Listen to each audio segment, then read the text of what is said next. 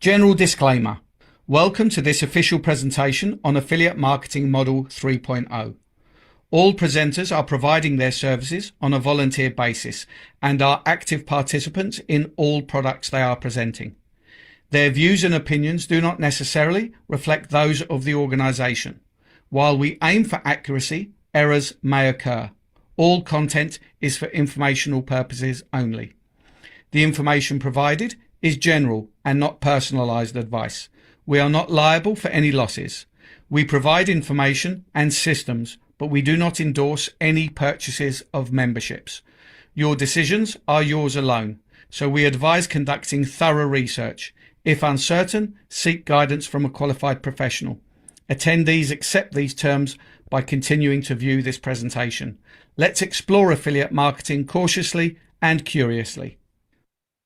Legal disclaimer. You are viewing an Affiliate Marketing 3.0 official presentation.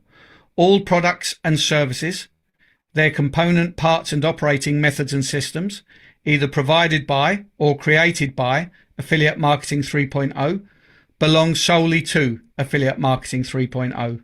All IPs are protected.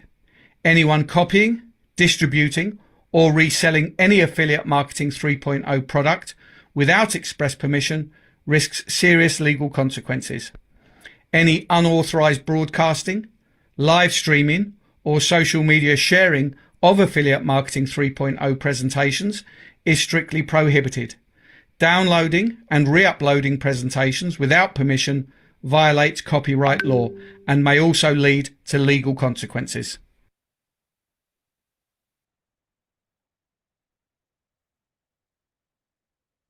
Hello, good evening, welcome. It is Wednesday, it is payday, and it is update day, and we have a pretty extensive update on a particular facet of last week's. Today's update is going to be a slight extension on last week's update.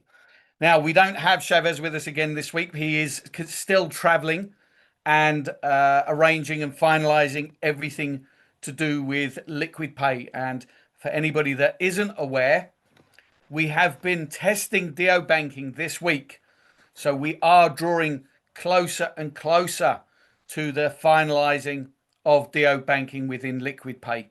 Various individuals around the world have been providing their bank details to Chavez so that they are able to test the moving of money to and fro within accounts.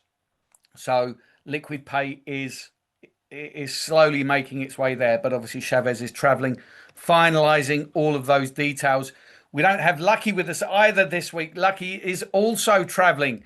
She's on her way to India as we speak and visiting family and, of course, visiting leaders within the Indian community as well. So I am going to do my best to channel my inner Chavez for all of you and hopefully do justice to what we have this evening. Now, I do urge for all of you to, we've still got plenty of space, so I do urge for you to reach out to your existing community and bring them, because what I'm going to be sharing with you tonight is very, very important information. It is quite extensive as well, so I do suggest that you grab a pen and paper and take notes. You will undoubtedly have questions, but we're not going to take questions tonight. So you will need to come on Friday. If you join us on Friday for the live Q&A session, then that will give you an opportunity to review the information that I'm going to be sharing with you this evening, formulate questions, take time to understand it and process the information so that you can understand it and obviously formulate questions. Then you can come and join us on Friday, and obviously we will go through all of the different questions that you have. Now, I am joined this evening from by Chantel, who's going to be looking after me while I'm presenting and, well, making sure that I don't go off track and reminding me of any words should I forget them. Okay, so let's quickly begin.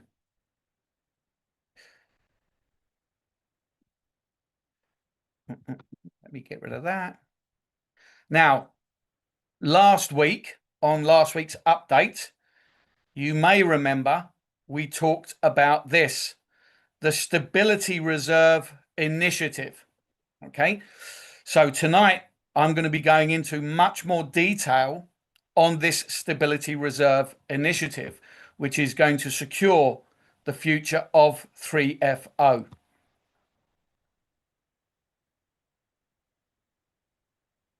Okay, now, as you can see here, this is 25 pages long, so this is extensive.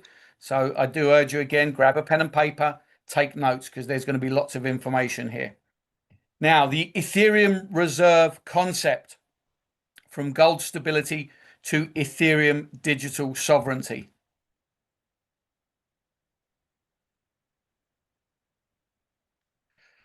So these are the foundations of the 3FO reserve.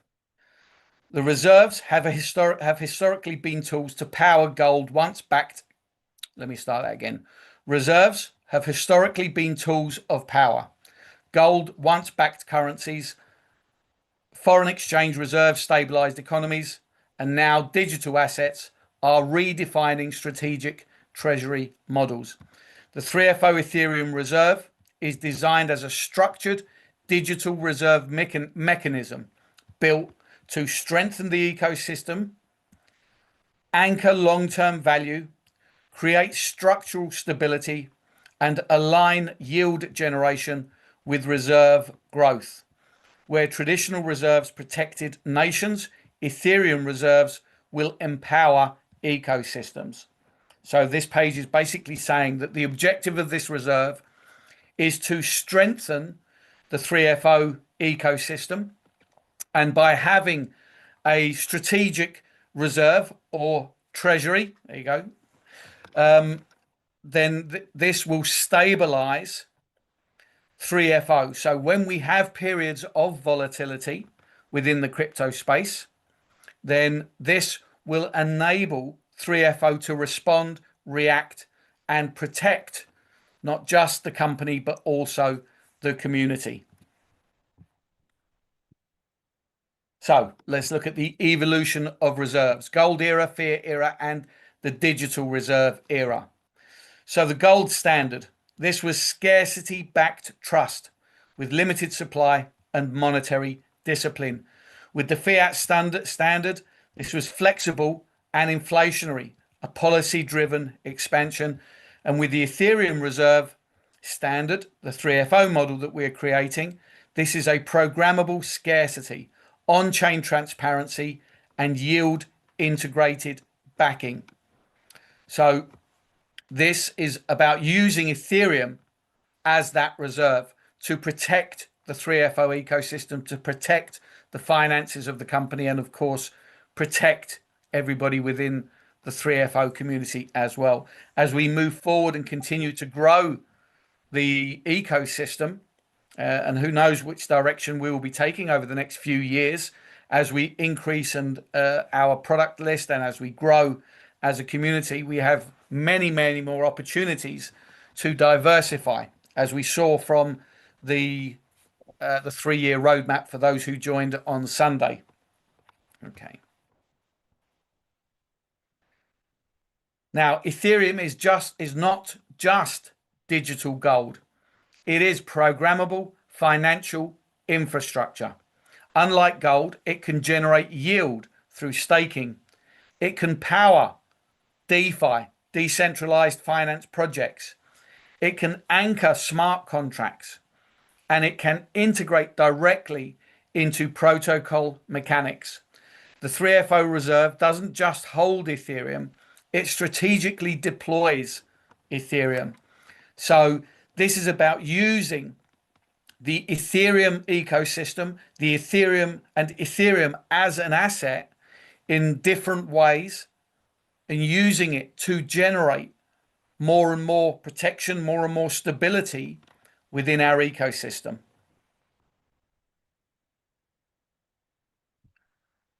So if we look at the annual production comparison of gold and Ethereum, and although I don't see a key here, I'm assuming that gold is this one, this yellow line that goes across the top, which has remained relatively stable. Of course, it's had its ups and downs, as assets do.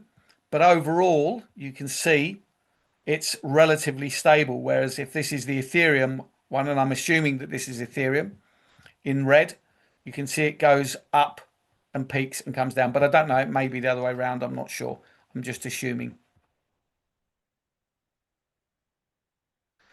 So why have we chosen Ethereum as a reserve asset? Well, Ethereum is uniquely positioned for reserve grade deployment. It is an ideal asset to use for a reserve treasury because you've got programmable yield. Ethereum can be staked to generate recurring network rewards. Network dominance. Ethereum remains the primary settlement layer for DeFi, stablecoins, NFTs, and institutional tokenization. Of course, Ethereum has been the foundation of the crypto space for, I don't remember what year Ethereum came out, but I think it was 2012, maybe 2013. So Ethereum has been the foundation for more than a decade. It is what brought the smart contract into reality. And it is how many companies have been able to grow their projects by raising funds, by creating tokens on chain, selling those tokens with the hope of future value and with the hope of being able to create even more value within the company assets as well. So Ethereum has been the foundation of the crypto space for over a decade. So it makes perfect sense to use Ethereum. Institutional acceptance. Spot Ethereum ETFs. These obviously are quite recent. I think it's only been in the last couple of years, but nonetheless, we have seen ETFs for Bitcoin, for Ethereum. I think there's an XRP ETF being launched. There's quite a few different ETFs coming as the crypto space has come of age. Regulated custody solutions and growing treasury allocations and signal institutional confidence. It just shows as we adopt Ethereum into the mainstream finance space that just as big institutions trust Bitcoin, people are trusting Ethereum. Big institutions are now trusting Ethereum as a asset, a global asset. Its deflationary mechanism, post EIP 1559 burn mechanism, reduces supply during high network usage, reinforcing scarcity. Now, of course, I don't know about anybody here, but I don't know what the EIP 1559 standard is, so I looked it up on AI, and that's a good thing to do. Anything you've got here like this EIP 1559, look it up, Google it, look it up on AI. It'll give you a full explanation. Now that I've Googled it, I know it. I'm not going to explain it now because it's quite a lengthy explanation. Ethereum combines scarcity, utility, yield, infrastructure, and this makes it structurally superior for a digital reserve model. So this is going to be the 3FO Ethereum reserve structure. The 3FO reserve is not passive storage. So this you could to some degree look at this as a similar side by side to a proof of reserve. It's not a proof of reserve, it's a different structure. But if you consider it in a system of where these funds in a proof of reserve, the funds are held in a wallet or in an account, which are there as a emergency fund, if you like, should anything happen. But the reserve structure that we're employing here is where the assets that are being held are being used to enhance our funding, to be able to create financial stability. This isn't about just protecting the user. This is about protecting everybody, the user, the community, and protecting our investment within 3FO. So first we have the reserve accumulation. So a portion of ecosystem inflows and strategically allocated into Ethereum reserves. Those reserves of Ethereum are deployed into validator infrastructure to generate yield. Now, from the conversation that we had with Lucky yesterday when she was explaining this to the leadership, as I understand it, anyone who owns 32 Ethereum automatically gets access to validators within the Ethereum network. They automatically become a validator for the Ethereum network. So, of course, as the company starts to accumulate Ethereum, once it has that, as it continuously gets to that point of having 32 Ethereum, then they will have access to many validators, which will generate yield, which will again enhance our protection and our security. Yield recycling. Generated Ethereum rewards are reallocated, compounded, and distributed across the ecosystem mechanisms. And of course, there'll be a transparency layer, on-chain reserve visibility, which ensures accountability and structural trust. This reserve will be available for anybody to be able to view and see the assets that are being held. This transforms reserve capital into an active infrastructure backed strength. So we are securing everything within 3FO. Institutional Ethereum holdings continue to rise. So in gold here we have Bitcoin, in blue we have Ethereum, and in green we have Solana. So you can see institutions are holding some key assets. And this is, as I said, if the crypto space, blockchain technology is now coming of age. It's been simmering in the background for the last 15 years as it develops, as understanding and adoption takes place. We are now in a position where the crypto space is coming of age. And you can see that various institutions around the world are now holding things like Bitcoin, Ethereum, and Solana because of their intrinsic value as an asset.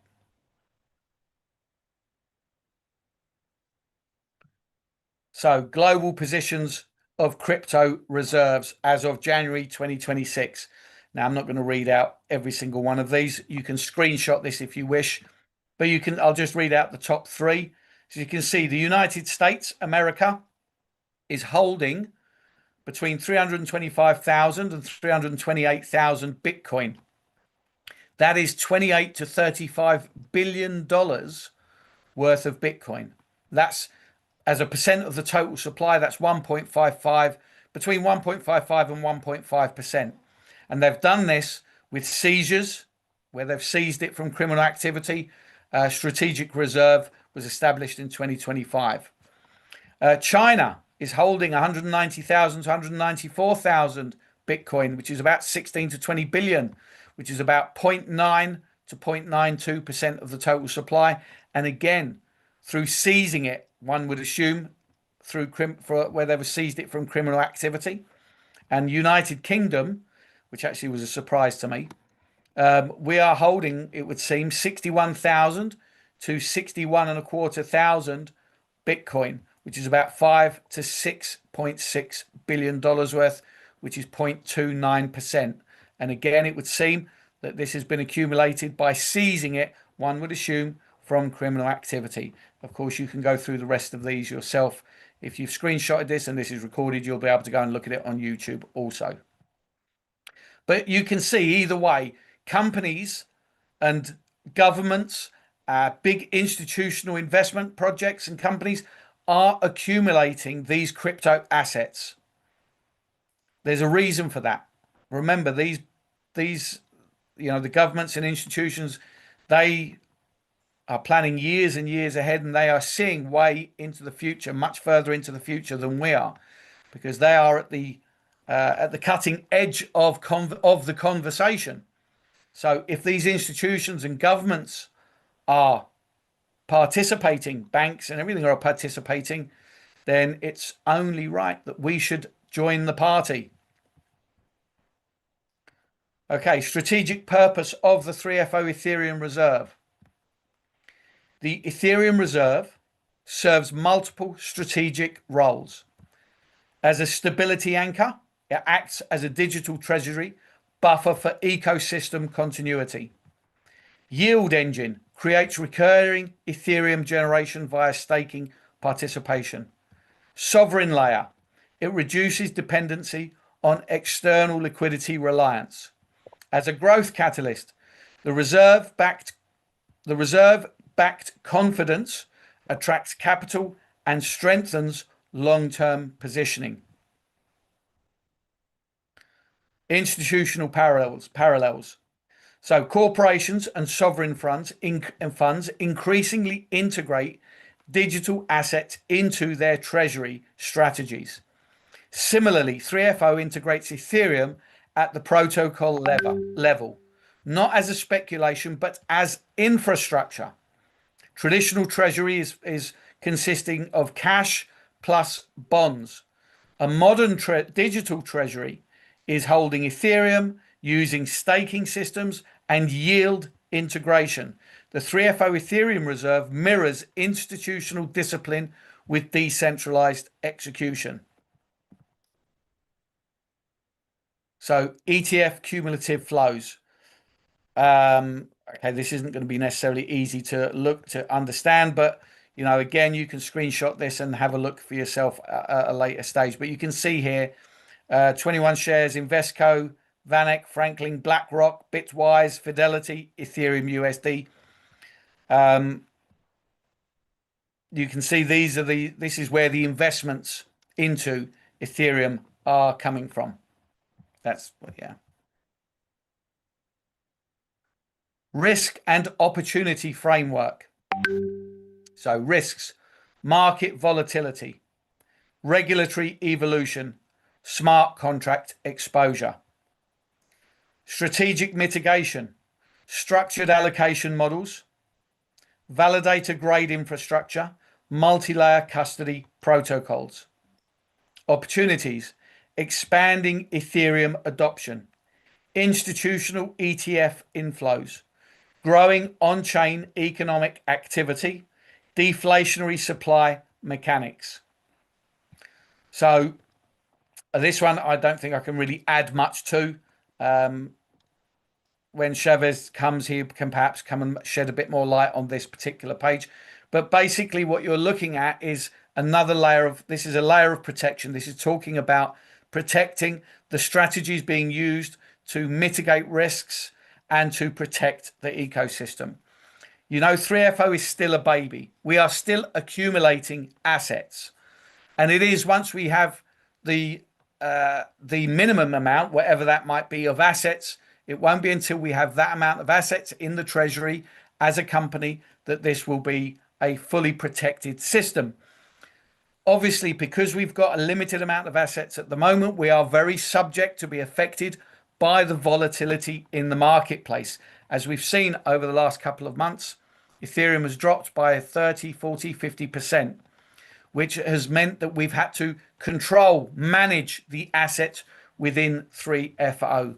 This is all about protecting that in the future so that we can have a consistency of delivery. And this is a system that's going to protect that.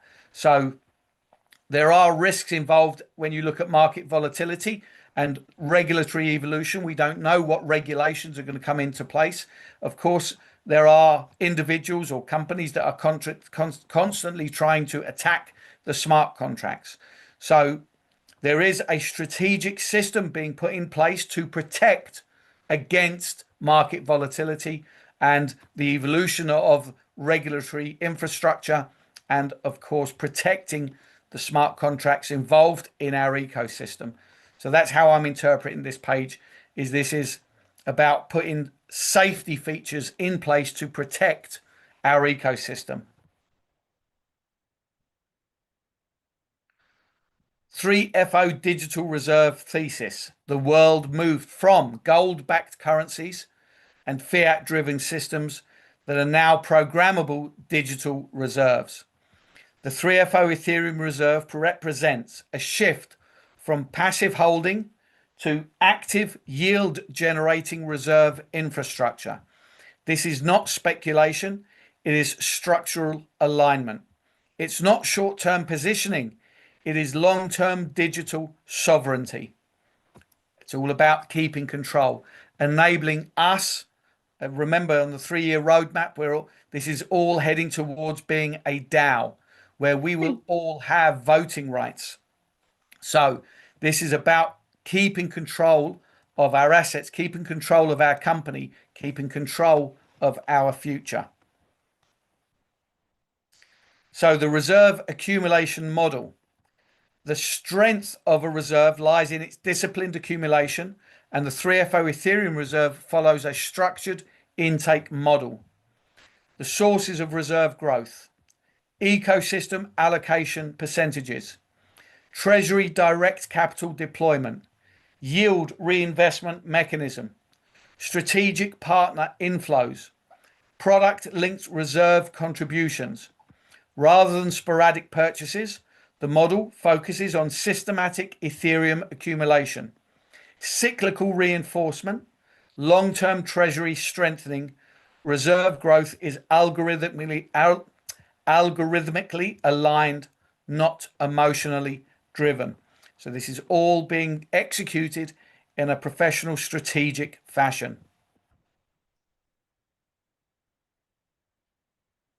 Ethereum staking infrastructure layer. The reserve does not sit idle. It operates validator grade infrastructure, deployment architecture, multi-validator distribution, geographic node diversification, slashing risk mitigation frameworks, performance monitoring dashboards, automated compounding logic. The reserve becomes capital plus infrastructure plus network participation. Every staked Ethereum strengthens both the Ethereum network, the 3FO ecosystem. Yield recycling engine. Unlike passive treasury models, the 3FO reserve integrates yield circulation. Generated Ethereum rewards are strategically allocated to expand reserve holdings, support ecosystem incentives, reinforce liquidity buffers, back structured yield programs, and strengthen capital reserves. This creates a compounding flywheel. Reserve leads to staking, leads to yield, leads to expansion, leads to stronger reserves, and the model compounds stability. So again, this is just emphasizing about how the Ethereum is going to be used. It's not about keeping it as a reserve sitting in a wallet doing nothing. The Ethereum that is being accumulated is being used in different ways to continue to strengthen our reserve, to strengthen ourselves as a company, so that in periods of volatility, the actions needed to be taken will be minimized, and that will enable everybody to be able to have a flow of regular fundings for themselves, regular withdrawals. This is the long-term goal of protecting us as a community and the company as a development company. Reserve transparency framework. Transparency defines digital era trust. The 3FO reserve operates with on-chain wallet visibility. You'll be able to go and see that wallet and see the funds being held. Real-time reserve dashboards, public staking participation tracking, reserve growth metrics, periodic transparency reports. Trust is not requested, it is verified. Everything will be on chain, everything is verified. And of course, you've been with us long enough now, I assume you know if it's on chain, it can't lie. Strategic advantages of protocol level reserve. A protocol level Ethereum reserve provides capital sovereignty, independence from external liquidity dependency, long-term value anchoring, intrinsic backing through real digital assets, crisis resilience, ability to stabilize ecosystem mechanics during volatility, institutional readiness, alignment with treasury grade financial framework. Risk mitigation architecture. Risk is acknowledged, not ignored.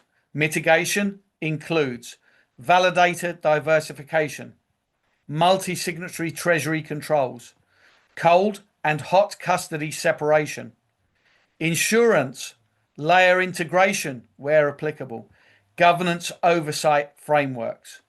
The reserve is engineered for operational discipline. Ecosystem integration model. The Ethereum reserve is not isolated capital. It integrates with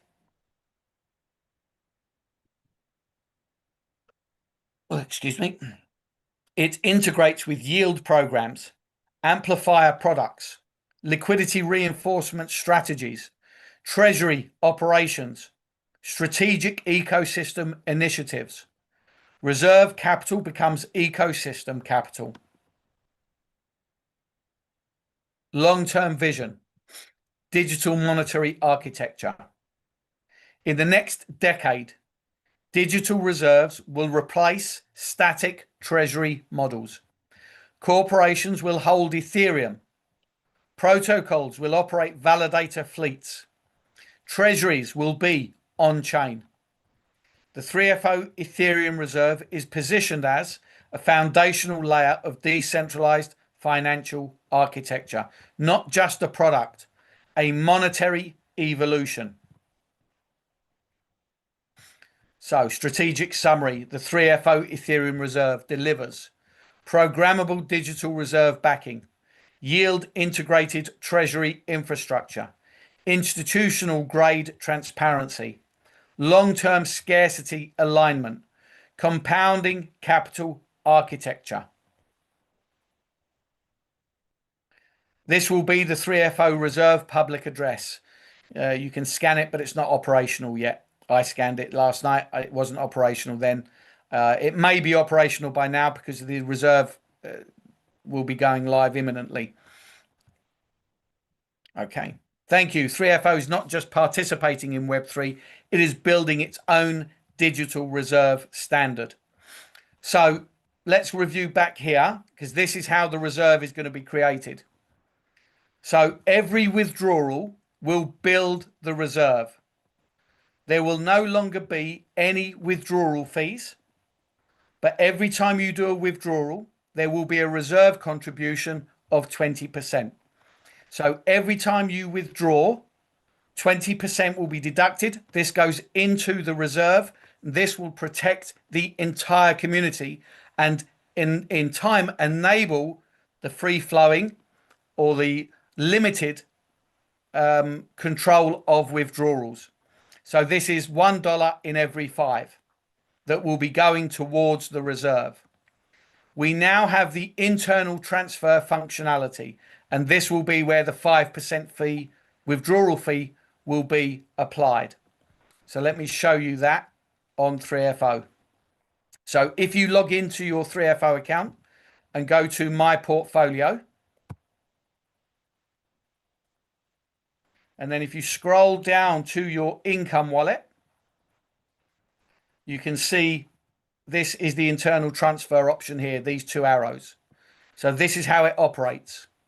So if you click on that, you are doing a withdrawal from your income wallet into your transfer wallet. And this is where the 5% fee will be charged.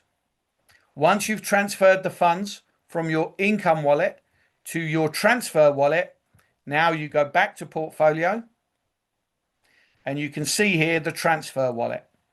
So the funds will be shown here. You click these 2 arrows and you now put in the username that you are transferring from or the wallet, and you put in the transfer wallet that you are sending it to, and the funds will be moved immediately from your transfer wallet to the transfer wallet of your choice. This is the community member. This is an internal transfer function. So if you're sending funds to somebody that you're bringing into the ecosystem, instead of doing a normal withdrawal, then you can just do it as an internal withdrawal and pay a 5% fee. So that's how that system is going to work, the peer-to-peer transfer system. Okay, I think that is everything. Perfect. Okay, I'm going to ask Chantel if she'd like to perhaps pass comment. Wow. Well, Joe, first of all, I really want to congratulate you for doing this presentation. Um, it is a new concept. I know that it is also very new to you, and I think you did a brilliant job in sharing it with all of us. And I think for our community and for our development of our ecosystem, this is an incredibly important step. Because look at what happened today again into our block in the Bitcoin and the blockchain market, sorry, the cryptocurrency market. The volatility that we are in, the changes in the financial system that we are in, insecurity is the only certainty we have. Uncertainty is the only certainty we have at the moment. So I see this as a resilience mechanism. Resilience for the business, but also for the development that is taking place. And what is beautiful is that Chavez is saying, I'm not doing it as a product. I'm laying a foundation and I'm building up our mechanism. I'm sure it will need fine tuning. I'm sure it has its own development cycle, but it means we are on the forefront and it means we are laying a foundation for that what was presented in the last 3-year plan. So I would say well done. I would say let's all let it sink in. There are lots of questions coming. Let's come to the Friday. Let's come to the Sunday. Let's work through this with each other. Lucky is traveling, so there will be more information coming. But I think you did a brilliant job in laying a foundation, so all of us are knowing what is going on. And it is quick. It is quick in response to what is happening on a daily basis around us. And for me, that gives me confidence. And I'm really proud of what we are doing as a company, as a collective, as an ecosystem. Excellent. Thank you, Chantel. Yes, and let's face it, this is not new to us or many of us here. Remember, in the original version of what we were doing when we went live in October in AFM, Yes. 30% of all withdrawals of all income earned went into a proof of reserve. Yeah. So this isn't an unusual concept. And it seems to me that it is our best option to protect our community and to protect our company. Think about it. The strength of any institutional company, any institution, is in the assets that it holds, because that's what it can protect its future with. If you consider, and I've used this example many times over the years, if you consider a pension, I have a private pension. Now, how does a pension company provide its growth year on year? I'm making 8% a year on my private pension, but how can it do that? And it's simply because of the power of the quantity of assets that it holds. It's a global company, billions of dollars of assets, of dollars, pounds, whatever country it operates in, it holds billions of dollars of individual money. My money, your money, somebody else's money. It holds billions of dollars. And it uses those billions of dollars to be able to trade in the marketplace and generate yield, 8% a year in this case. However, it seems to me that they do not use 100% of the funds, because they must protect themselves against volatility also. Now, I don't know, I've never worked for these companies, but it seems to me with any investment system, you don't use 100% of your funds, because if something tragic happens, you lose 100% of your funds. So they have a reserve which will enable them to protect themselves. Maybe I'm wrong, but that's how I would understand it. No, but you're absolutely right. And remember with Capital 3.0, we were already starting to talk about tier one funders. You know, with Bank, we're talking about financial institutions. So we are working our way towards uh, a fintech company, to be a real fintech company. Uh, and um, and it is wonderful that there are new solutions in Web3, and that it is done now, because we're such a young company. This is the time to change. This is the time to tweak. This is the time to lay the foundation, because we have such a long time ahead of us. Yeah, absolutely. And actually, you reminded me of something that I'd said last night as well.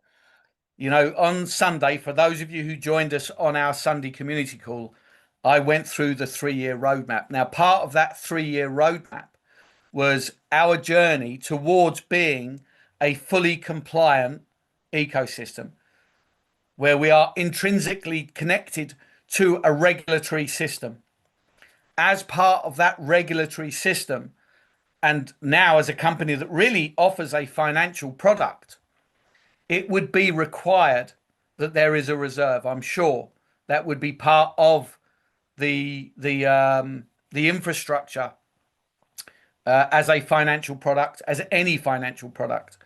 So this is a step in that direction towards becoming a regulatory body, a place where people can go and see that 3FO isn't just another DeFi project. It is a DeFi project that is regulated, that is licensed, that is protected. And of course, that's what we are doing. That's what we are creating now.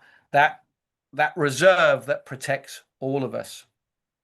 Yeah, and what Chavez is doing, he's saying it is much better if I start designing that self-regulation than that I'm waiting for someone else to tell me how to run my business. If I'm setting the standard, I can negotiate that with other partners, and I can say, okay, this is something that's good for our industry, that's good for our business. So he's proactive, and that's what I really like about it. Yeah, absolutely. So we're heading in the right direction. Of course, we hope everybody backs what we're doing, understands what is happening. You know, we're working extremely hard in the background to make sure that we are here. I say like we, but of course I'm talking about Chavez and the tech team, but we represent Chavez and the tech team. You know, we are the guys that speak to Chavez, speak to Lucky, we coordinate, we have conversations, we pass on your suggestions, and we make suggestions of our own. So I talk, let's say I'm talking in the royal we. So hopefully you can all see that what we are creating here is stability, and you can understand. And of course, we need to back Chavez, we need to back the tech team, because we need to back each other. We want to be here for the next decade and beyond. We want you to go to bed at night knowing that when you wake up next Wednesday, if you sleep for a whole week, that you've got paid and that you can withdraw. And that's what this is. This is a long-term plan to ensure the stability of this company.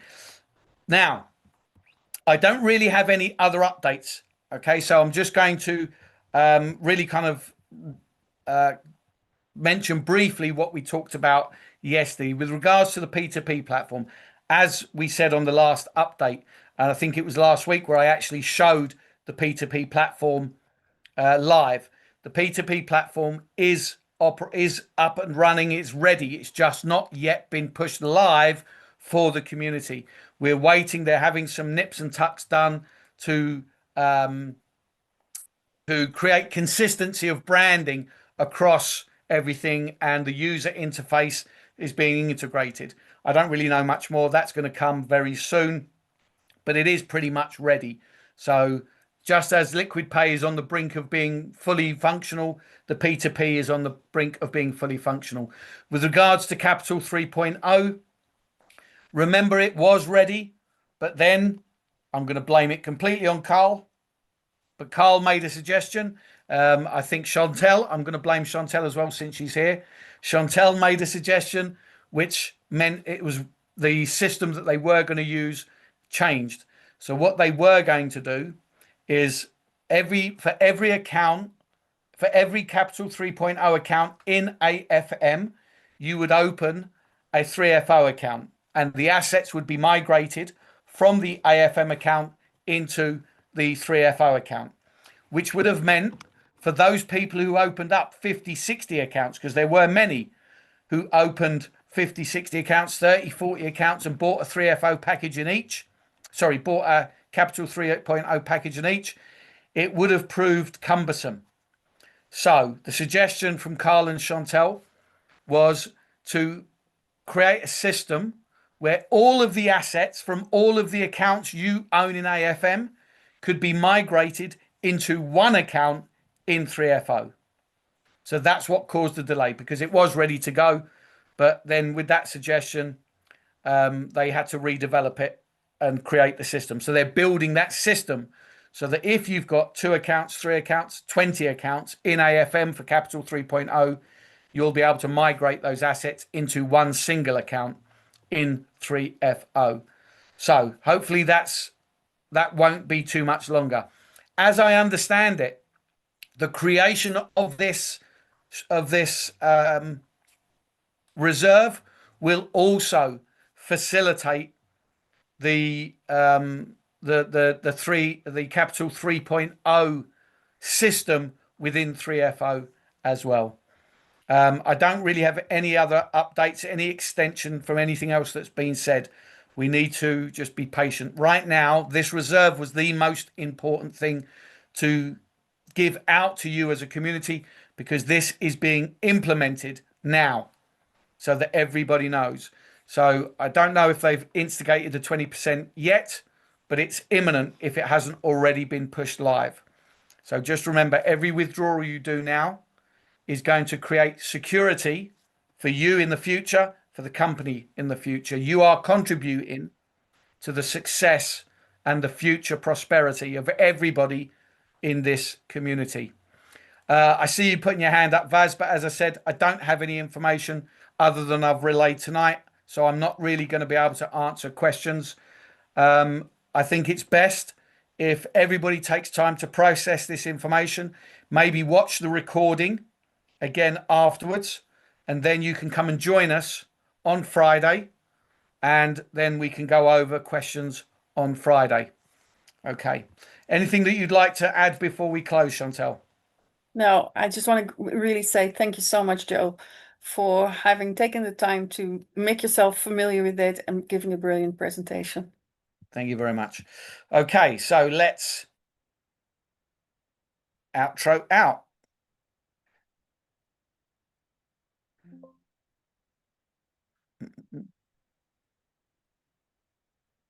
Give me 1 second. I forgot to pull up the slides.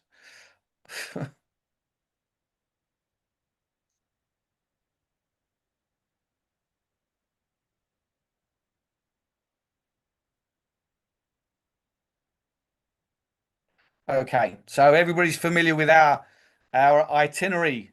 Mondays, Tuesdays, Thursdays is presentation day. So please do come. Oops, what have I done there? I don't want you.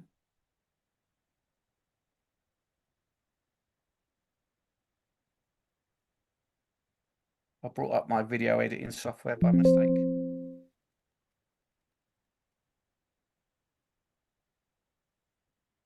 Okay. Yeah, Monday, Tuesdays, Thursdays, presentation day. An opportunity for you to bring your new prospects to come and see just how exciting 3FO is. Of course, Wednesday is payday and Chavez update day, or me channeling my inner Chavez. So everything on Monday to Thursday is at 7 p.m. UK time. And of course, Carl and I will be here for 7 p.m. Eastern time for the US prime time.